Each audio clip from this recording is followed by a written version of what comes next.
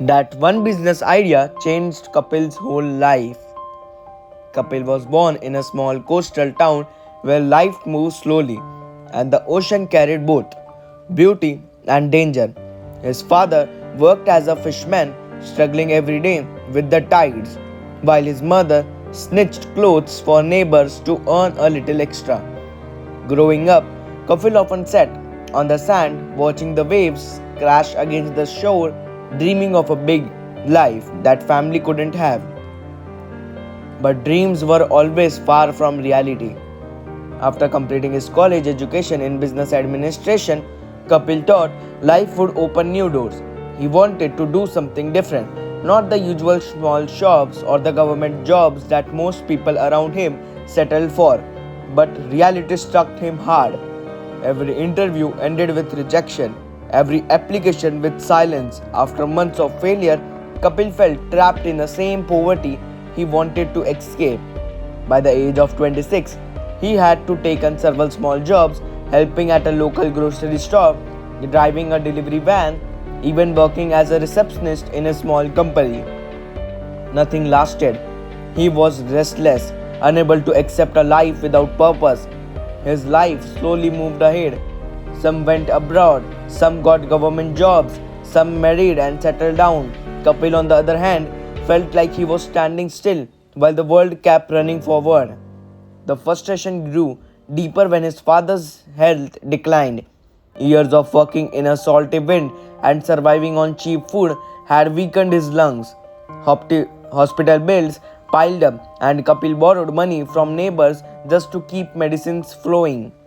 The weight of responsibility crushed him.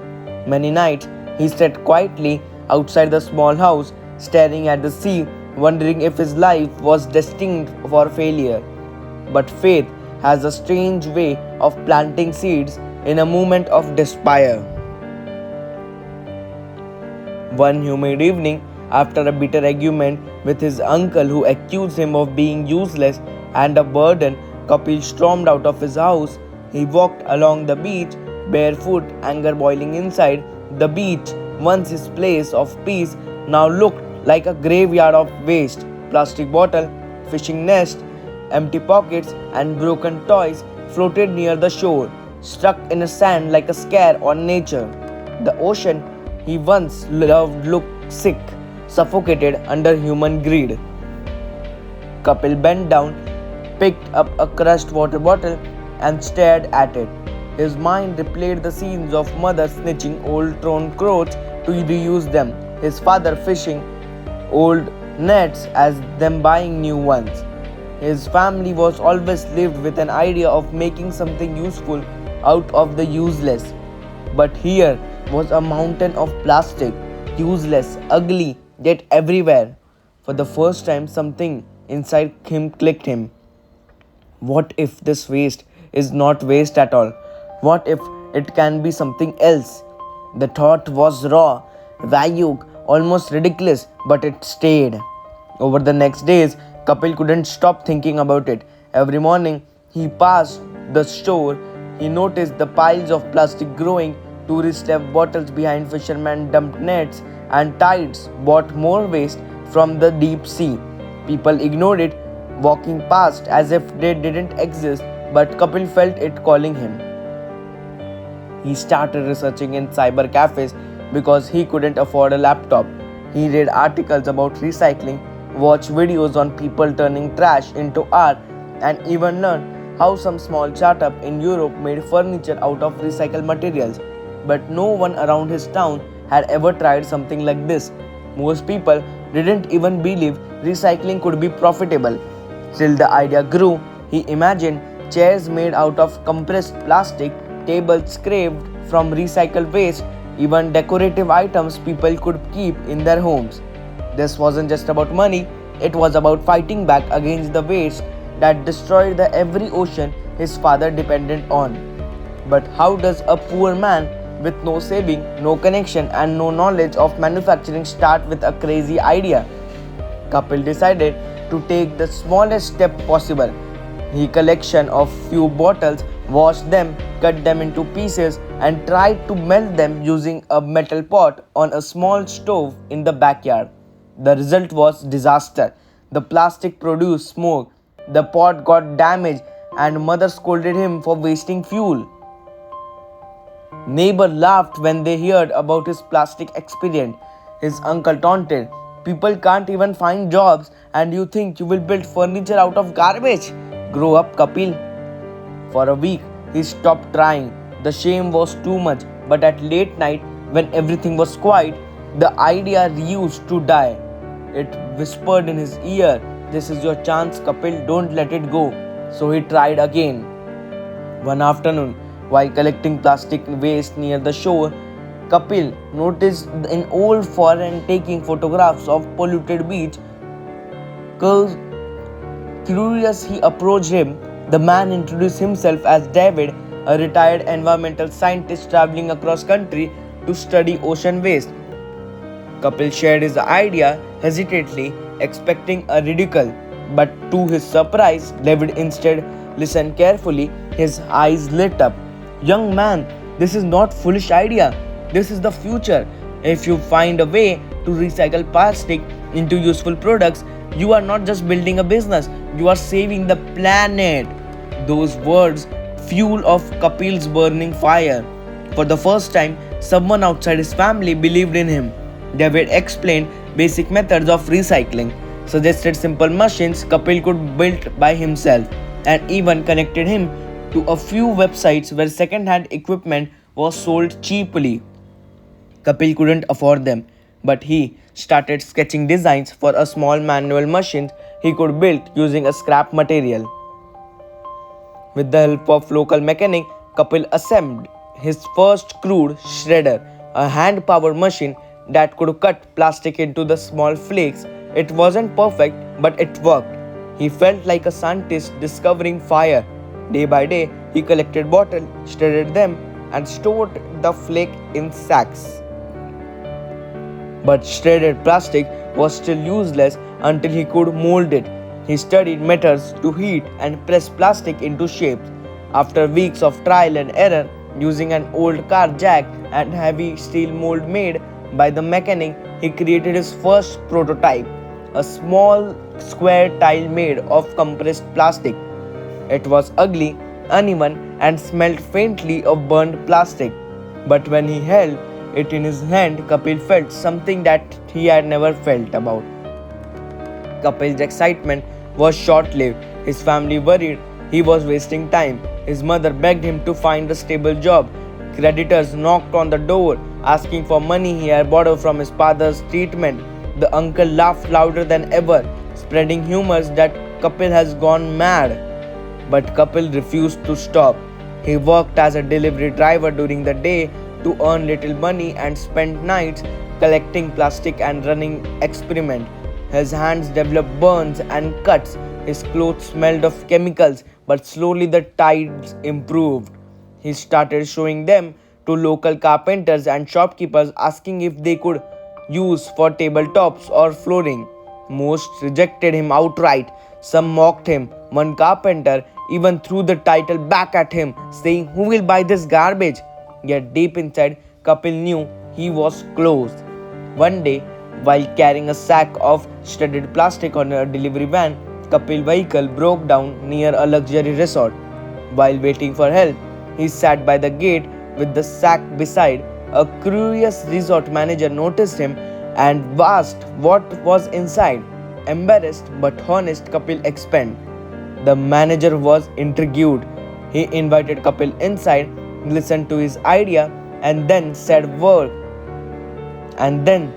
words Kapil would never forget. "If you can create furniture from plastic and make it look stylish, I will place an order for our beachside cafe. People love eco-friendly things here." Kapil's heart pounded. This was his first real chance, but he also knew failure here would crush him forever. That night, Kapil could barely sleep. His mind replayed the words of resort manager again and again. "If you can create furniture from a plastic and make it look stylish, I will place an order of beachside cafe." It was an first real chance he had ever received, but it was also the scariest. Until now, Kapil had only made uneven tiles in his backyard. Furniture was a whole different challenge. He had no professional machines, no proper tools, no experience in furniture design, and yet, if he said no, he would lose the only the door that had even opened for him. By morning, he made his decision, failure or not, he would try. Kapil visited the resort again 2 days later. The manager, a middle aged man named Rajiv, welcomed him with curiosity. How long would it take to you to prepare? Rajiv asked. Kapil swallowed with fear. Give me 1 month, I will deliver samples first. If you don't like them, you can reject me. Rajiv smirked, half amused by Kapil's confidence. 1 month, fine, but remember my cafe cannot look cheap. I want stylish chair and table, not junk. The words burnt Kapil's chest. Stylish, professional, elegant, and all the hand was broken shader, a car jack, and a small shed behind his house. But somewhere deep inside, he believed he could do it. Kapil spent the first week just learning. He borrowed carpentry books from a library, watched countless YouTube videos in cyber cafe, and sketched design and tone notebooks. He discovered that plastic could be mixed with another waste materials like wood dust or coconut fibers to create stronger, more polished and products. But where would he get this material? He went from shop to shop asking carpenters for leftover wood dust. Most laughed at him, some gave it for free, and few charged him small amounts. Slowly, he gathered enough to experiment. He also met with blacksmiths in his town, convincing one to make a stronger mold where he could press a larger sheets of plastic. The blacksmith demanded advance money. Kapil had none, so he worked extra hours as a delivery driver, sometimes skipping meals just to save enough for the mold. His mother noticed his weight dropping, his eyes sunken from sleepless night, but she stayed silent, watching her son fight with destiny. Word spread in the town about Kapil's garbage furniture dream. His uncle repeated the story everywhere, calling him insane. He thinks rich people will sit on plastic garbage, even beggars won't use it. Each word hurt Kapil, but instead of breaking him, it hardened his resolve. One evening, as he walked back with a sack of shredded plastic, children mocked him by calling him Kabadi Kapil, or trash man. He didn't respond, but that night he promised himself one day the same people who will laugh, they will clap. By the third week, after countless burns, failures, and broken molds, Kapil finally created something close to furniture, using a mixture of plastic flakes and wood dust pressed into a sheet. He made a crude tabletop with the help of a local carpenter who agreed to join his crazy experiment. In return for a small payment, he attached simple wooden legs. The result was far from perfect. It looked like a real table, heavy, durable, and surprisingly smooth. For the first time, Kapil saw hope. He created a chair which was uneven, slightly uncomfortable but usable. He showed it to his mother, her eyes filled with tears. Kapil, this is something real. Don't stop. Just when things is improving, disaster struck. His father health collapsed suddenly. The old man was admitted into hospital again, this time in critical condition. Medicines and doctor's fees drained the little money Kapil had saved. For 3 days, he didn't touch his medicines. He stayed at the hospital, watching his father struggle for every breath. His mother cried silently, and Kapil felt helpless. On the fourth night, his father held his hand and whispered, Kapil, don't stop your work. Don't waste your time here. Go. Go, Kapil. Build your dream. That will heal me more than any medicine. Those words were like the clear Kapil's father spoke. He slipped into unconscious the next day. Kapil returned home, broken but determined. If his father's last wish was to see him succeed, then no power would stop him now. With only 1 week left before the resort deadline, Kapil pushed himself to the edge. but he needed better finishing on his products, so he approached a local shop owner offering him some money to polish the furniture. The man agreed, but when Kapil returned 2 days later, he found that workshop owner had stolen the designs and samples. Who will trust a poor boy like you? The man said. I will show this idea to real businessmen. You go back to a crashed correcting. Kapil was shattered. He had nothing left, no time, no samples, no money. For a full day he sat in the shed, holding his head in his hands, thinking it was over. But that night, as he looked at his unconscious father in the hospital bed, the fire returned. They can steal my designs, but they can't steal my courage. With only 3 nights left, Kapil worked like a madman. He barely slept, barely ate, his hands bled from cuts, his eyes stung from smoke, but his mind was sharper than ever. He rebuilt the table, created 2 chairs, and polished them himself using sandpaper borrowed from carpenter. On the morning of the fourth day, he loaded the furniture into borrowed rickshaws and took it into resort. Rajiv, the resort manager, inspected the pieces silently. He touched the surface on the sad devil chair, tested the strength. Kapil stood there, heart racing, palms sweating, ready for rejection. Finally, Rajiv looked up. It's not perfect, but it's different. It has potential. People will love to hear that these chairs are made from ocean's waste. He pushed, then smiled. I will take them, and I want 20 more seats in 2 months. Kapil's legs almost gave way. It was the first order of his life. A real business had just begun. The news spread quickly. The same people who mocked him were shocked. Some congratulated him, some grew jealous. His uncle stood, refused to believe that, saying, this is temporary. He will fail again. But Kapil didn't care anymore. He had his first customer, his first payment, his first recognition. He named his small one shed.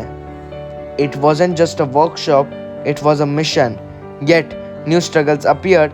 The demand was bigger, machines were still crude, money was still short. Kapil realized he couldn't do this alone. He started approaching young workers in his town, jobless boys, frustrated youth who wasted his time in gambling and hanging out at a tea stops. Kapil convinced 2 of them to join him, promising small wages and a chance to build something meaningful. At first, they laughed, but when they saw furniture, resort cafe, they agreed. With their help, production slowly improved. They collected plastic daily, shredded it, pressed it, and created more pieces. Customer at the resort cafe noticed the unique furniture, took photos, and asked questions. Some even offered to buy similar products for their homes. Kapil's name started spreading beyond his town. Just when Kapil thought things were moving, another blow came. One evening, his shed caught fire. The cheap wiring had installed sparkled, and in minutes, flames spread across the small workshop. By the time neighbors helped him out, most of the machines were damaged and a week's worth of furniture was destroyed. Kapil stood in ashes, tears rolling down his face, thinking it was the end again. His workers suggested leaving. His mother begged him to stop, but Kapil was not going to stop. No, if fire wants to test me, I will rise from the ashes. With borrowed tools, rebuilt machine, and sheer willpower, Kapil restarted. Slowly, painful, but stronger than before. He learned safety rules, improved his method, and expanded his designs. Within 6 months, Ocean Ribbons wasn't just supplying into one resort, it started getting order from nearby hotels, cafes, and even schools. Each piece carried a story made from ocean's waste, saving the sea one chair at a time. Kapil was no longer the trash man, he was now the innovator everyone spoke about. But his father never woke up to see it. One night, while Kapil was busy finishing an order, he got a call. His father had passed away quietly in the hospital. Kapil broke down completely. For days, he didn't touch his machine. He felt guilt, regret, and emptiness. But then, as he looked at his workshop sign, Ocean Reborn, he realized his father's last wish had already came true. He was not a failure anymore. He had created something meaningful. From that day, Kapil decided Ocean Reborn would not just be a business, it would be a revolution. Kapil had survived betrayal, poverty, ridicule, fire, and even the pain of losing his father. But his dream was now alive, and the world was beginning to notice. Yet, bigger challenges awaited competition, corruption, and the test of scaling a small shed into a national name. The storm had only started. After months of sleepless nights and endless hard work, Ocean Ribbon became a name of people started recognizing in the region. Hotels and cafes ordered his eco-friendly furniture. Schools wanted the benches made from recycled plastic, and even local government offices came to see his workshop. For Kapil, every order felt like proof that his struggle was not wasted. The boy who once collected trash from the beach was now signing contracts with respectable businesses. His mother, once doubtful, now he smiled proudly whenever neighbors mentioned his name. But success is a strange thing. It attracts both light and shadow. With attention came competition, with growth came enemies. One day, Kapil received a call from a big company that claimed to work in recycling industries. Their representative, a smooth-talking man in a blazer, arrived at Kapil's small workshop in a luxury car.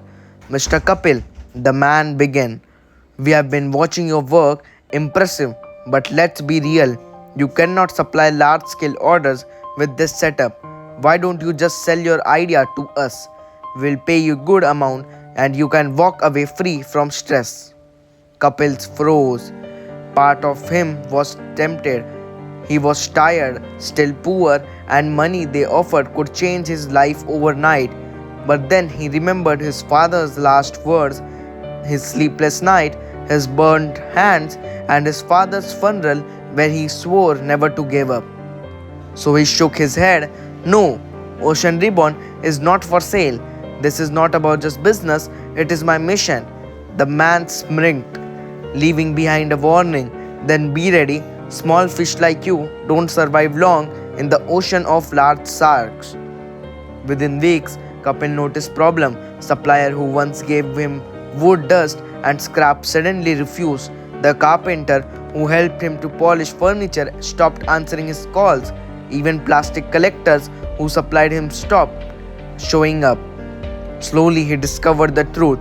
The corporate company had bribed his suppliers to cut ties with him. His orders started getting delayed. Hotels began to complain. His reputation was at risk. At night, he lay awake, thinking, was the man right? Am I just a small fish waiting to be eaten? But every morning, he reminded himself, I am not here to quit. I am here to fight. Just as Kapil was sinking, a journalist visited his workshop. She was writing a story on young entrepreneurs fighting climate change. After interviewing him, she published a detailed article titled "From Trash to Treasure: The Man Turning Ocean's Waste into the Furniture." The story went viral. News channel picked it up. Social media praised him, and environmental activists began to contact him. For the first time, Kapil's news spread beyond his town and state. Orders came not only from the hotels but also from the NGOs and eco-conscious business across the country. The same suppliers who had abandoned him now returned, begging to work with him again. Kapil refused most of them. He had learned the hard way that don't trust easily on someone. With demanding increase, Kapil realized his small shed was no longer enough. He needed a proper machines, a bigger workspace, and trained workers. But expansion meant money, and he had none. Banks laughed at him when he applied for loans. Your collateral is zero, your business is too risky, and your industry is untested, they said. But Kapil refused to give up.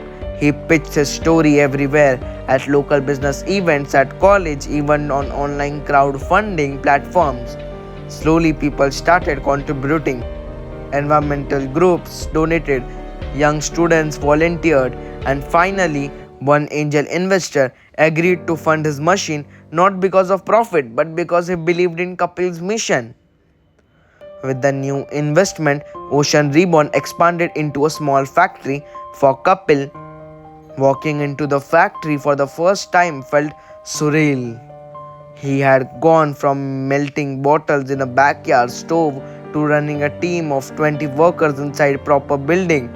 But bigger dreams attract bigger storms.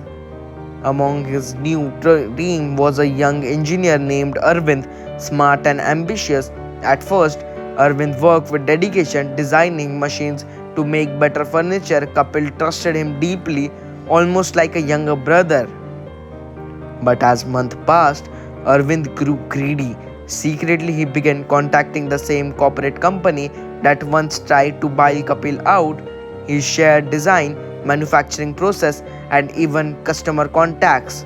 Kapil had no idea until one day he discovered that the corporate giant had launched their own eco-friendly furniture line using almost the exact same designs as Ocean Reborn. Heartbroken, Kapil confronted Arvind. The young man didn't deny it. I don't want to spend my life in your small dream, Kapil. They offered me more money, more power, then why should I waste my time here? Those words cut deeper than any failure. Betrayal by a stranger is painful, but betrayal by someone who you trust is unbearable. Orders began to slow down as again the corporate giant with their huge massive and great marketing flooded the market with cheaper products. Customers who once admired Kapil work now turned away.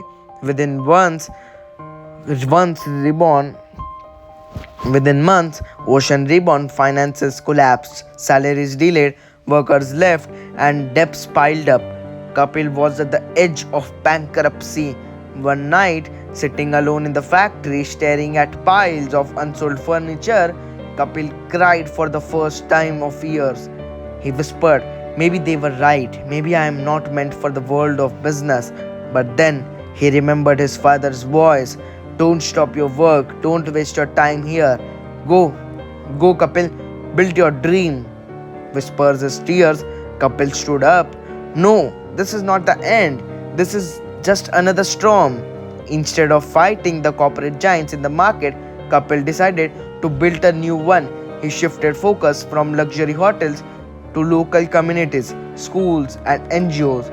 While the corporates chased profit, Kapil chased purpose. He started making low-cost school benches from plastic waste and offered them at the half of the market price. He collaborated with NGOs to build affordable housing using recycled plastic panels. Slowly, communities began to see him not just as a businessman but as a change maker. His story once again spread, this time catching the attention of government officials running rural development programs. They invited him to present his work at a national environment summit. Walking into the grand conference hall, Kapil felt like an imposter among suits, ties, and powerful businessmen. But when his turn came, he stood tall and spoke from his heart. I am not here to sell furniture. I am here to save our oceans, our future. Every bottle you throw away in choking the same sea that feed us. Ocean Reborn is not my business. It is a fight, and I invite all of you to fight with me. The hall was giving the standing applause. Environmental groups pledged support. Government bodies offered grants, and suddenly Kapil was no longer struggling entrepreneur. He was becoming the face of movement. But the corporate giants didn't sit silently. They used their power to spread rumors accusing Kapil of unsafe manufacturing, illegal waste collection, and even corruption. Media outlets controlled by them ran negative stories. For a while, people doubted him again. His contracts with some hotels were cancelled. Investigators even came to his factory questioning his workers. Kapil felt crushed. But this time, he wasn't alone. NGOs, activists, and even school children who sat on his recycled benches came forward in his support. Social media turned the tide. Trending hashtags like Stand with Kapil and Ocean Reborn was trending. The corporations were exposed and their campaign failed. Kapil had not just survived, he had grown more stronger. Kapil stood outside his factory, staring at the horizon where the ocean met the sky. The salty breeze brushed against his face, reminding him of where it all began. From a boy who collected waste bottles by the hand, he had built a company, fought betrayal, survived collapse, and faced powerful corporate enemies. But now a new question haunted him. How do I take Ocean Reborn beyond survival to something that lasts forever? Weeks after the storm of accusation settled, Kapil received an invitation that would change his life: the World Climate Innovation Forum in Geneva.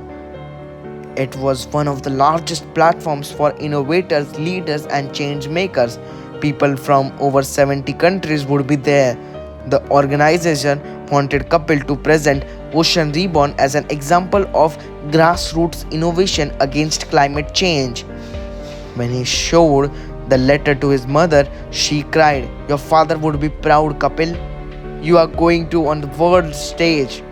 For Kapil, the journey to Switzerland was more than just a travel, it was a symbol of how far he had come, from walking barefoot to beach collecting bottles to walking into a conference hall filled with presidents, CEOs, and global leaders.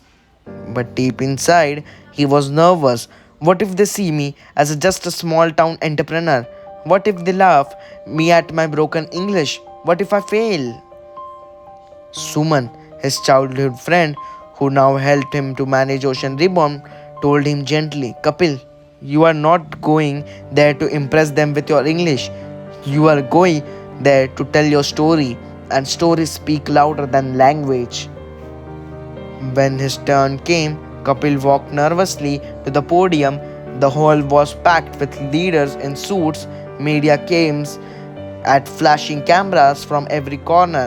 He took a deep breath and began. "I was born near the sea. As a child, I saw the ocean give us food, jobs, and life. But I also saw it cry. Plastic bottles, bags, and waste covered its waves like woods. My father was a fisherman who always told me, respect the ocean because it feeds us. When he died, I promised myself I would fight for the sea he loved. That's why I built Ocean Reborn, turning plastic waste into furniture, houses, and schools. I am not a scientist, I am not a billionaire, I am just a man who refused to took while back into the ocean dying. And I believe every one of us has the power to fight back, no matter how small we are." For a moment, silence. Then thunderous applause filled the hall. Some leaders even stood, clapping with tears in their eyes. Kapil didn't give a speech, it gave them the hope. After Geneva, everything changed. Global NGOs reached out, asking him to replicate Ocean Reborn in other coastal regions. A university in Europe offered research collaboration to improve his recycling technology. Even the United States even invited him to join discussions on sustainable housing. Suddenly, Kapil wasn't just a local entrepreneur, he was becoming an international voice. But fame also brought passion. Scaling to new countries meant new rules, new culture, new challenges. Corporation, once the enemies said in India, now lobbied against him internationally, calling his model unsuitable. Some even bribed officials in other countries to block his entry. Kapil realized the war was no longer just local, it is now global. With expansion costs rising, Kapil needed huge funding. International investors offered him millions, but with the same condition he had gone once: rejection, control, ownership, and profit over purpose. He faced the same temptation again: sell a part of his soul for growth, or stay small and risk disappearing. One night, sitting alone in his hotel room abroad, he whispered to himself, "Am I strong enough to refuse again? Can I carry this fight on my own shoulders forever?" Exhaustion broke him. For the first time, he thought of quitting. But then his phone buzzed in a video message from a village school in India.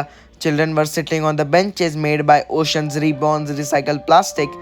They were singing a song for him, holding a banner that read, "Thank you, Kapil Bhaiya, because of you we can study." Tears rolled down his cheeks. He clenched his fist. "No, I will not give up. This is bigger than me." Instead of depending on investor, Kapil created a community-owned franchisee model. He trained local youth in different regions to build small ocean reborn workshops. Each workshop was partly owned by the workers themselves, partly supported by NGOs, and guided by Kapil's central team. This way, no one corporation could control him. The people became both the producers and the protection of the meters. Within 2 years, there were Ocean Reborn's hub in 12 countries, from the beaches of Sri Lanka to the villages of Kenya, from the coast of Indonesia to the islands of Philippines. Every hub turned plastic waste into useful products for their communities, and together they saved thousands of tons of plastics from entering the ocean. But the corporate giants weren't done. They felt threatened as Ocean Reborn grew a global movement. They launched lawsuits claiming patent rights over designs that Arvind had once leaked. They pressured government, accusing Ocean Reborn of informal and unsafe practices. The fight dragged into international courts. For months, Kapil traveled between hearings defeating his work. Lawyers told him, "It's impossible to win against these billion-dollar companies, sir." But Kapil didn't back down. With the support of activists, environmental groups, and even children of school across the world, he gathered enough evidence to prove that corporation had stolen his design and manipulated the system. In the final verdict, the court ruled in his favor. The corporation were fined heavily. The Ocean Reborn's intellectual property was protected under the international law. The victory was not just legal, it was symbolic. A small entrepreneur had defeated global giants. Years later, Ocean Reborn wasn't just a company, it was a global movement. Thousands of schools sat on the recycled benches, entire village lived in eco-friendly houses to built by plastic waste. Beaches that once drowned in a bottle now bloomed with the life again. Kapil himself became a mentor for young entrepreneurs worldwide. He never wore suits, never built mansions. He stayed close to the sea in the same town where it all began. On his 50th birthday, standing with his mother at the beach, she asked, "Kapil, you could have lived an easy life if you had sold your idea. Do you regret your choice?"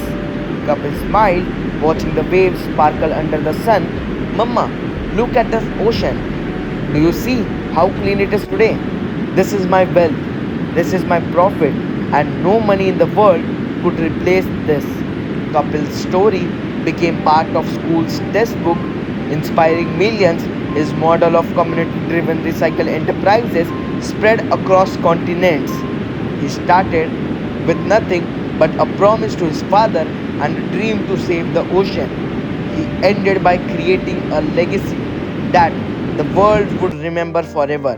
And so, the boy who once picked up trash from the shore became the man who taught humanity how to give the ocean back its life.